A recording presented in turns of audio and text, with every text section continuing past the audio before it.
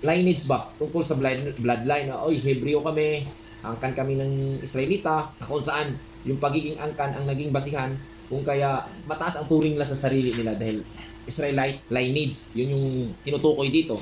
Kumbaga parang collateral ba, nagiging parang garante yung pagiging Israelites o pagiging Hudyo o pagiging mayroong na ipapakitang mahahabang kasaysayan ng angkan na kung saan nagmumula sa angkan ng mga Israelita. Ngunit tungkol nga lang sa Holy Spirit, tungkol nga lang ni Kristo, hindi talaga nauunawaan dahil kung ating i-cross-check yung kanilang statement, yung kanilang itinuturo, ay parang iikot-ikot lang at uuwi sa pantasyang rason ang magiging kahuhulugan ng kanilang maging paliwanag. Pagiging Israel kasi, kung ating titingnan, hindi man yung Israel ay nagbase sa laman o sa literal na pagkatao na angkan.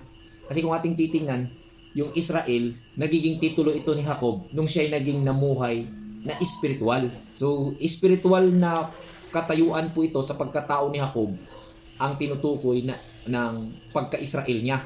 So, pagka sinabing Israel na angkan, yun yung sinasabi ni Apostol Pablo na hindi nila nauunawaan ang kasulatan. At dito natin nakikita kahit sinabi ni Pablo na hindi nila nauunawaan ang kasulatan. Dahil nga, yung Israel, inaari nila na yun ay tumutukoy sa literal na pagkatao ni Jacob.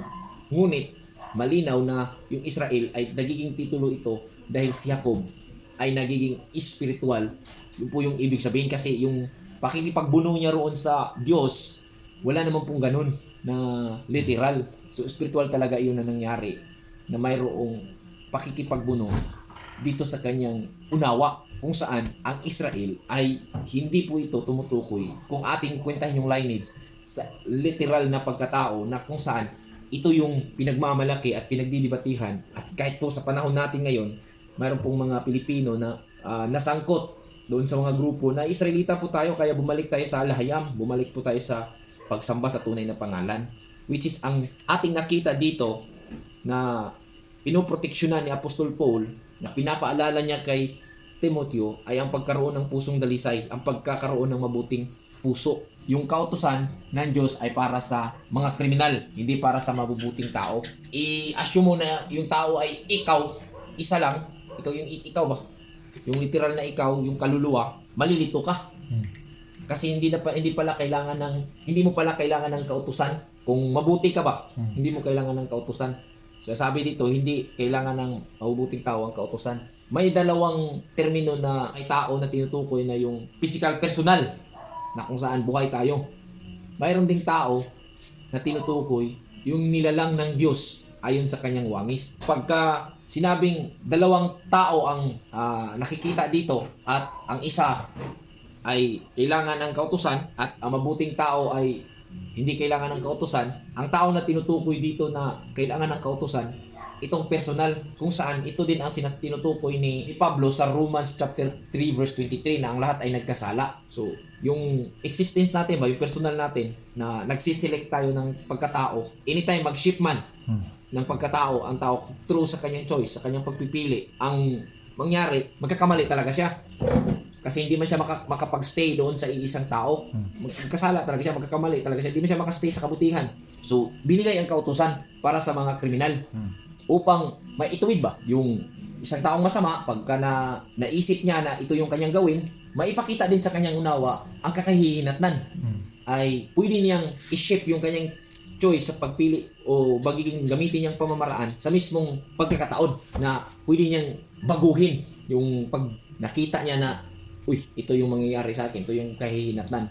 Sinabi dito, walang hilig sa kabanalan. So, normal talaga na ang personal natin o tayo ay hindi nagstay sa isang pamamaraan. Kay tama man si Charles Darwin na unggoy gid ng tao ba simula.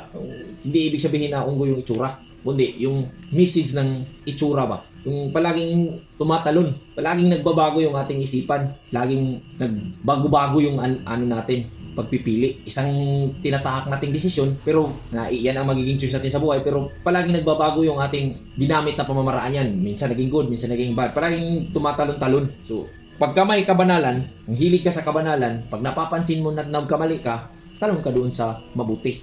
Kung napansin mo na tama yung ginagawa mo at naramdaman mong nakakabuti sa'yo, magpatuloy ka. So, ginawa ang batas para parusahan, para proteksyonan ang matutuwid. Kasi pag parusahan ng masama, yun na yung proteksyon. Ang parusa sa masama, proteksyon sa mga matutuwid. So, ang batas ay para sa mga sumuway. Yan ay nasusulat din dito. So, kasi ganito man yung pangunawa ko mga kapatid. Yung batas, supporting yun sa kautusan para mapanatili yung kautusan, yung implementation. Ano yung kautusan? Kasi yung kautusan na tinutukoy sa Roma, banal at matuwid, yun talaga yung kautusan. Pero yung, kasi na tumutukoy ito sa batas dahil yung batas, protection man yun ng matutuwid, parusa ng masasama. Yung naging nakasanayan kasi, yung batas at kautusan, parang parehas lang. Pagka, sa Biblia, parehas lang yung balaod o sugo. Hindi kasi na elaborate na yung batas at yung kautusan, iba-iba yun. Kasi yung batas, yun yung, nandun po yung parusa. Doon po nakalatag sa kung ano yung nagawang violation doon sa kautusan. So yung kautusan, isa lang talaga yun. Hustisya, pamumuhay ng hustisya at katarungan. Pagka matuwid talaga yung kautusan. Pero yung batas, isa lang din yung purpose doon. Hindi yung mababago. Parusahan ang masasama para maproteksyonan ang mga matutuwid. Pero yung nasa loob doon, yung sinasabing mga lagda ba? Lagda sa balaod. Yung batas ay hindi nagbabago.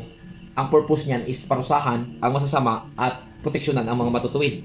Yun yung purpose ng batas. Yung nasa loob ng batas, yun yung nagbabago base sa takbo ng panahon. Ito yung hindi naunawaan ng mga tao tungkol sa kautusan at batas ng Diyos. Kasi pag sinabing kautusan, isa lang ba? Batas, kautusan, o sarap. Pero para na ako, pag sinabing kautusan, yun yung instruction sa pamumuhay kung matuwid. At ang nagbibigay nito, yung ating magiging hatol doon sa mga hindi sumunod sa dikta ng banal na espiritu. Kasi yung dikta ng banal na espiritu, hustisya at katarungan man yun. At yung nasa loob ng batas, yun yung nagbago-bago. Iba-iba man yung magagawang violation. Pero yung batas mismo, hindi yung nagbago yung purpose. Sulod sa balaod, naadiha ang daghang mga lagda. Kung ano yung specific na violation na nagawa sa utos na mamuhay ng matuwid. Tulad ng kwento ni Jesus Christ, no, tungkol sa Good Samaritan. Ang batas kasi, sa kanilang kapanahunan, ayon sa tradisyon, ay kapag ka ang isang Levita tutungo sa templo at magserbisyo doon, katungkulin niya bilang pare o bilang katulong ng Holy of Holy noon sa templo. Kapag ka nakahawak po sila ng dugo, maging marumi po sila mula nung time na yun hanggang sa lumubog yung araw. So, ang nangyari, may nangangailangan ng tulong, tulad ng sinabi nga ni Jesus Christ, yung natulis na tao, ay hindi nila tinulungan. So, ang nangyari, dahil sa batas, kanilang sinunod, hindi nila nagawa ang may pamuhay, ang utos. Tulad din ng nangyari ngayon sa alitan ng pro-kautusan at anti-kautusan. Parehas ang dalawang side, born-again Christians at Judaism, mga balik kultura, mga baliktura. Gusto nilang sundin yung kautusan, pero hindi naman nila nauunawaan. Itong mga born-again Christian din, ayaw nila ng batas, pero hindi naman nila nauunawaan kung paano sundin yung kautusan kung hindi inaayawan. Ito namang mga sumusunod sa kautusan, itong baliktura, gusto nilang sundin ang kautusan, which is yung mga batas na nasusulat, lalo na sa mga sabat ng mga kautusan, ay naapektuhan din yung mga batas ng sabat.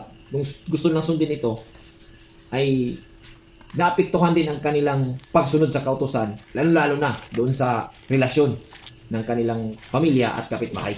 Yung ganun yung nangyari, yun yung napapansin ko mga kapatid.